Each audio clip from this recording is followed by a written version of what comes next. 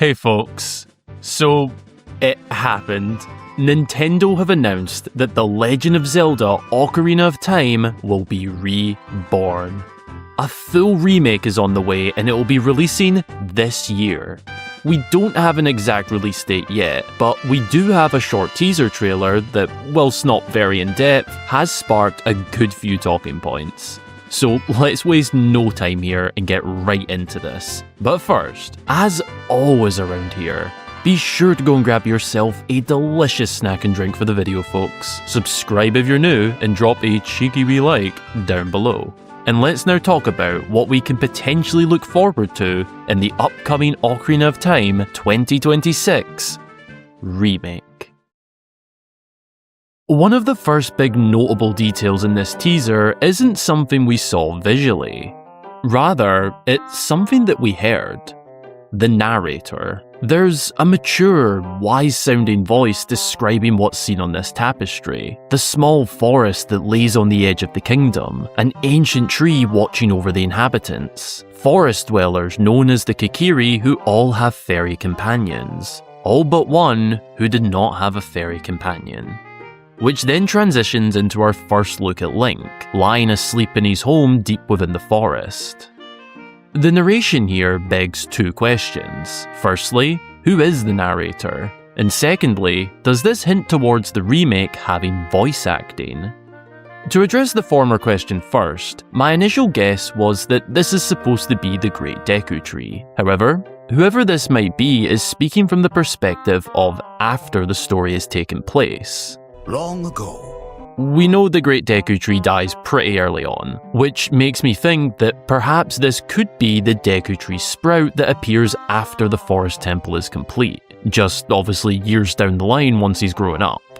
It's also possible that this is simply supposed to be a king of Hyrule, telling the tales of his kingdom's past. It's also entirely possible that this is simply just for the trailer's sake, and has no real implications on the game itself.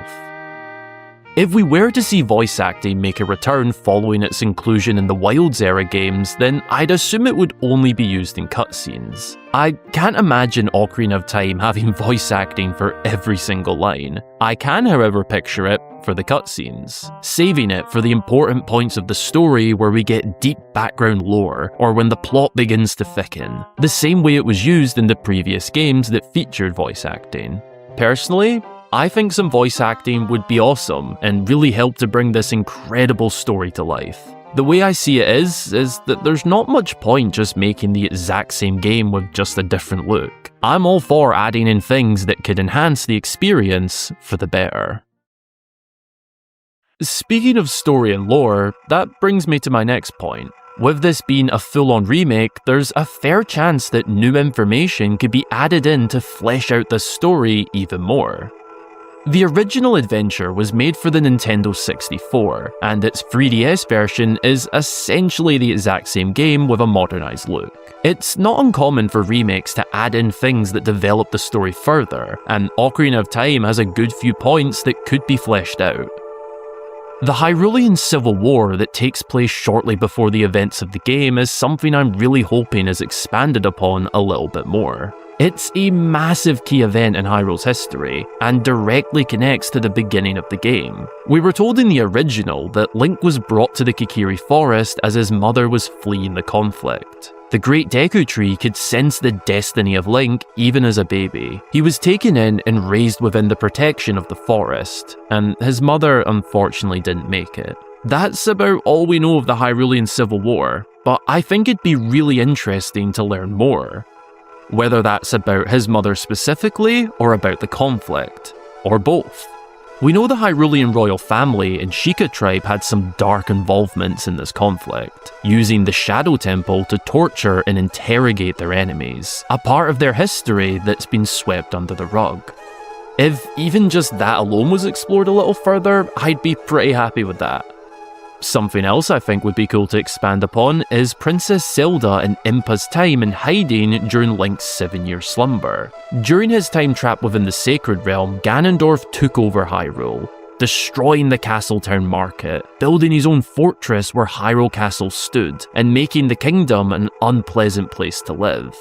During this time frame, Princess Zelda and her guardian Impa managed to escape, but it's never explained where they actually went. Zelda learned how to disguise herself and took on the alter ego Sheik, learning the ways of a Sheikah warrior thanks to Impa. I think seeing some cutscenes on her training and where they both went would be incredibly cool and further flesh out the story. It's been said that there was originally supposed to be another dungeon in the game, a trial that was supposed to take place after Link opens the doors of time, a sort of test before he jumps ahead in the future. It's become known as the Light Temple. When Link enters the Sacred Realm, he's given the Light Medallion by Rauru, but for doing nothing. The other medallions are rewards for completing dungeons, further begging the question of, was there at one stage a dungeon planned to be here? If there's truth to that, then I'd love to see this formerly cut part of the game reimagined and brought to life. The only thing possibly standing in the way of that idea is that typically cut content in Zelda games goes on to get used in future projects. So what might have been the Light Temple might have already had its parts repurposed in future installments, but I can still hang out a wee bit of hope for it.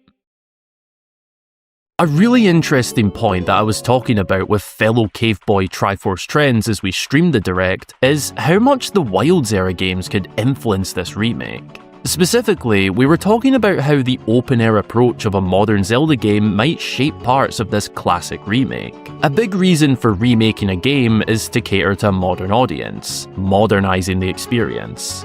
The game that was released back in 1996 is fantastic, but it doesn't necessarily feel as approachable for a lot of newer players. This is where some influence from modern Zelda games could help to shape this classic adventure. Ocarina of Time's world is structured quite linearly. You go from point A to point B.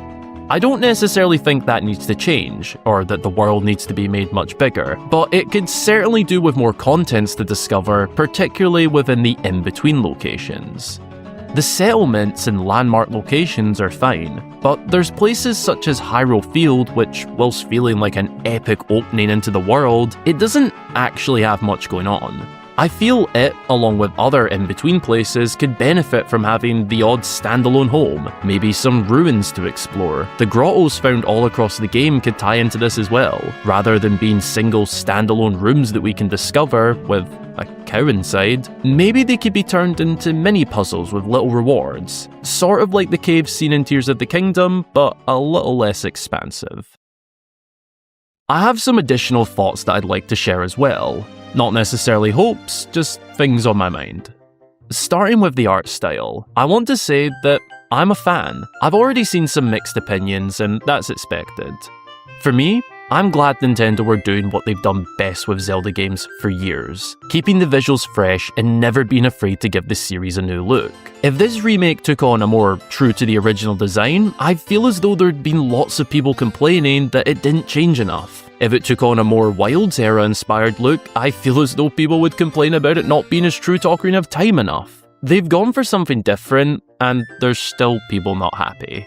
It's impossible to please everyone, and that's just how things like this are, but I can say that I like how this teaser trailer looks. Of course, that opinion might change when we see some more of the actual game itself, but right now, I like it. It feels charming and whimsical. I'm also quite excited to see other things such as the enemy and character designs. I think this more graphically intense look will be very interesting on certain enemies, such as the infamous nightmare fuel that is Dead Hand. Redeads are for sure going to be interesting, as well as the likes of Skulltulas and Stalfos. I'm excited to see how Princess Zelda looks in this style, along with Saria, Malon, Epona, and everyone really. One last thing I'm looking forward to hearing is the soundtrack.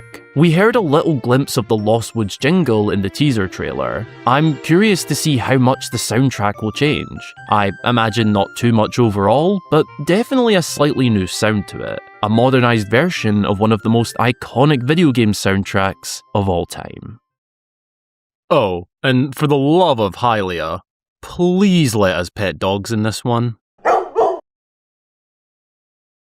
Thanks a ton for watching, folks. Let me know your hopes, wants, and any thoughts you have for the Ocarina of Time remake. The drought for Zelda news has finally come to an end, and what an announcement to bring an end to that. The next few months are going to be interesting in terms of what other Zelda news comes our way, but only time will tell. It goes without saying that all of these hopes and thoughts are purely from a speculative fan's perspective. They aren't demands or expectations, simply hopes and thoughts. That's it. As always, a big thanks goes to my channel members and patrons whose incredible backing helps to make videos like this one all the more possible. If you'd be interested in supporting my content beyond just watching, which is already massively appreciated, then check out the supporting links down in the description. All of my socials are also down there if you'd like to follow to keep up to date with me. My Discord server is also down there, which you're more than welcome to join to chat to myself and many other wonderful Zelda fans. Thanks again for watching, folks. I hope you have a brilliant rest of your day or night, and until the next time, I've been Hyrule Gamer.